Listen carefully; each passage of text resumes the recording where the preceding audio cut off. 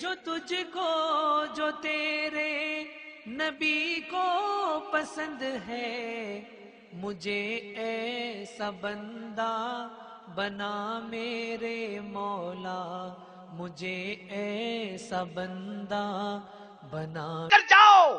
سیدہ رابعہ بصری رضی اللہ تعالی عنہا وقت کا امام حسن بصری سوچتے ہیں کہ میں بیوہ رابعہ سے نکاح کر لوں۔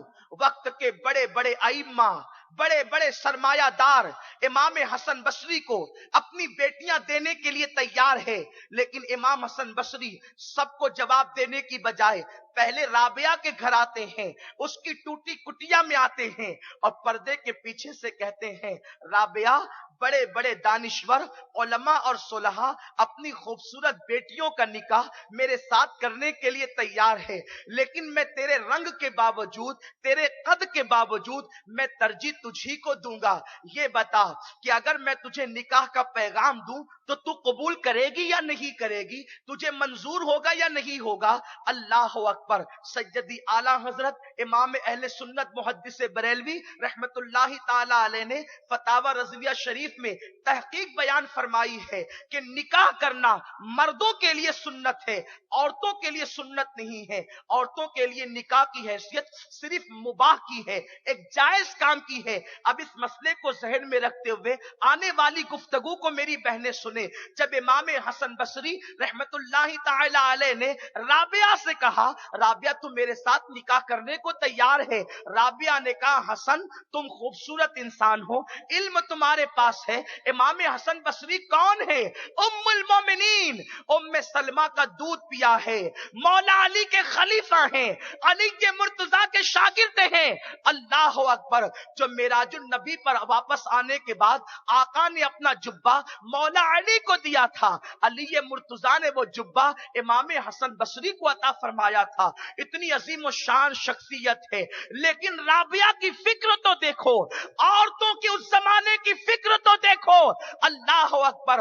رابعہ کہتی ہے، حسن تیرے ساتھ نکاح کا انکار کس کو ہو سکتا ہے؟ کوئی تیرے ساتھ نکاح کا انکار نہیں کر سکتا، لیکن چونکہ تم میرے گھر چل کے آئے ہو، پہلے میرے 4 سوالوں کے جواب دے دو۔ اگر تم میرے 4 سوالوں کے جواب دے دو گے تو میں پھر سوچوں گی کہ تمہارے ساتھ نکاح کرنا ہے یا نہیں کرنا ہے۔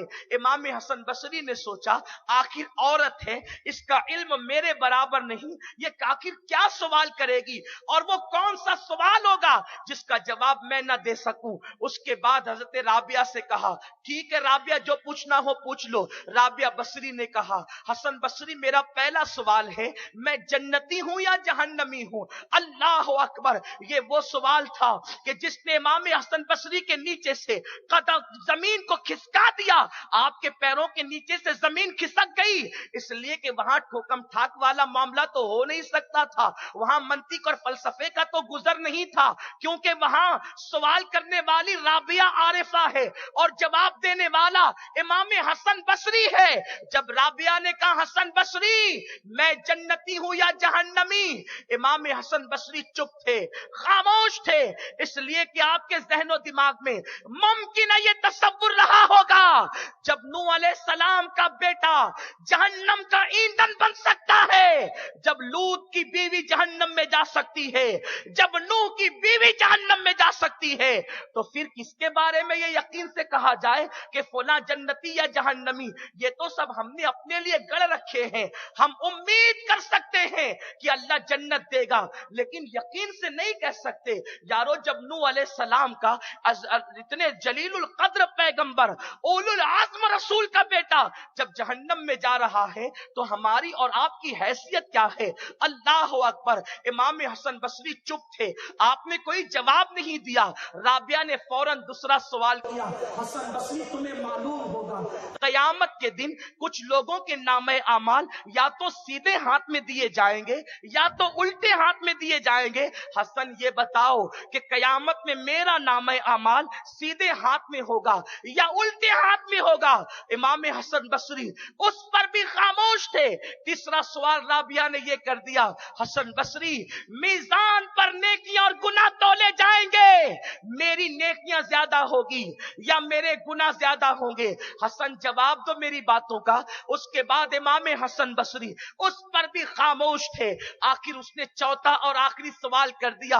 राबिया बसरी कहती है, हसन बसरी ये बताओ, सबको पुलसरात से गुजरना होगा, अगर पुलसरात से गुजरने से कोई बच सकता था तो वो सैयदा फातिमा की शान थी, मगर वो भी पुलसरात से गुजरेगी। ये और बात है कि फातिमा इस शान से गुजरेगी कि अहले महशर को निदा की जाएगी, ऐ महशर वालों अपनी गर्दन को झुका लो, आंखों को बंद कर लो, नबी की बेटी फातिमा पुलसरात से गुजरने वाली है और वो बिजली की कूंद की तरह पुलसरात से गुजर जाएगी, लेकिन गुजरेगी तो जरूर। आप मुझे बताएं हसन बसरी कि जब मैं पुलसरात से गुजरूंगी तो गुजरने वालों की दो कैफियत होगी, या तो कोई कट कट के जहन्नम में गिरेगा या तो कोई पार लगेगा और जन्नत में जाएगा।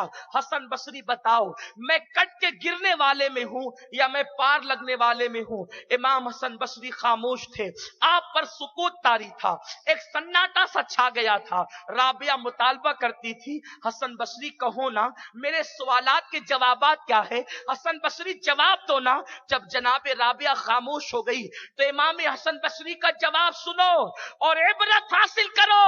आज ये फिक्र हो गई है फुला बख्शवाएंगे और फुला बख्शवाएंगे, यकीनन अपनी जगह, सबकी अहमियत अपनी जगह, लेकिन ईमान सलामत ले जाओगे तभी तो बख्शिश होगी। पूरी पूरी रात इबादत करने वालों को खौफ इतना है, जिन्हें नमाज के लिए फुर्सत ही नहीं, वो इत्मीनान और सुकून से बैठे हैं कि जन्नत में जाने से हमें रोक कौन सकता है। सुन लो, इमाम हसन बसरी ने 4 सवालों के जवाब क्या दिए। फरमाया, राबिया तू तेरे बारे में पूछ रही है कि तू जन्नती या जहन्नमी, मैं यकीन से अपने लिए भी नहीं कह सकता कि मैं जन्नती हूं या जहन्नमी। जिसने रसूलुल्लाह सल्लल्लाहु अलैहि वसल्लम की ज़ौजा का दूध पिया है, उम्मुल मोमिनीन उम्मे सलमा का दूध पीने की वजह से जो आका के रजाई बेटे हैं, वो कहते हैं, राबिया मैं अपने बारे में यकीन से नहीं कह सकता कि मैं जन्नती या जहन्नमी।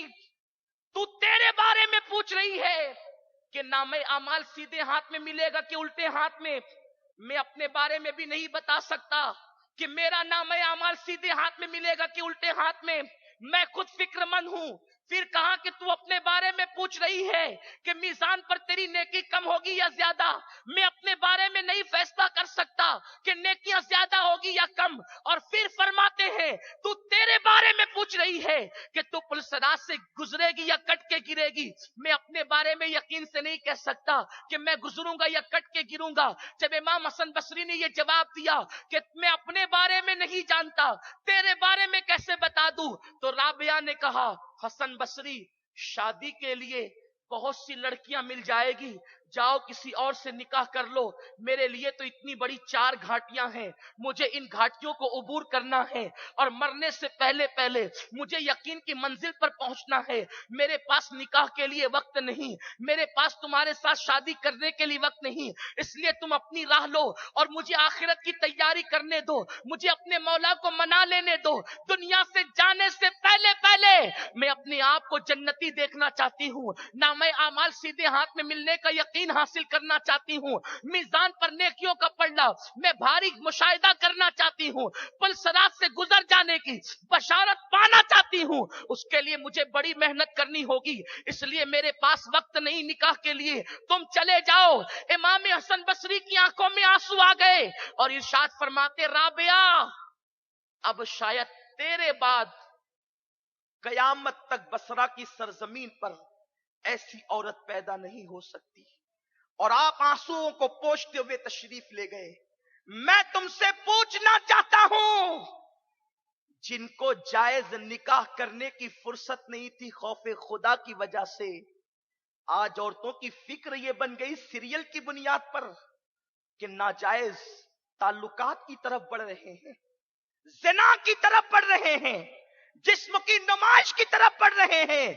नादानो, जिस्म इतना कमजोर रखते हो کہ دنیا کے مچھر کے ڈنک کو برداشت نہیں کر سکتے. مکھی اگر چہرے پہ بیٹھے تو تمہاری نیند اڑ جاتی ہے. کچن میں چوہے اور چپکلی کو دیکھ کر چیخ پڑتی ہو. جب دنیا کے اندر اپنے کمرے میں چوہے اور چپکلی کو دیکھنے کی طاقت نہیں, مچھر کے ڈنک کو برداشت کرنے کی تاب نہیں, اس نازک جسم پر جہنم کے بچھوؤں کا ڈنک کیسے برداشت کرو گی؟ اگر بتی کا چٹکا لگ جانے پر پورا دن بے قراری میں جاتا ہے. جہنم کے دہکتے ہوئے شعلے جب تمہیں اپنی لپیٹ میں لیں گے اس وقت تمہارا کیا بنے گا؟ اس لیے پلٹ آؤ. کہاں جا رہے ہو؟ فَفِرُّوا إِلَى اللَّهِ, اللہ کی طرف پلٹو, رب کی بارگاہ میں واپس لوٹو. دنیا میں کوئی اپنا نہیں ہے, دنیا سے دل نہ لگاؤ. دل لگانے کی دنیا نہیں,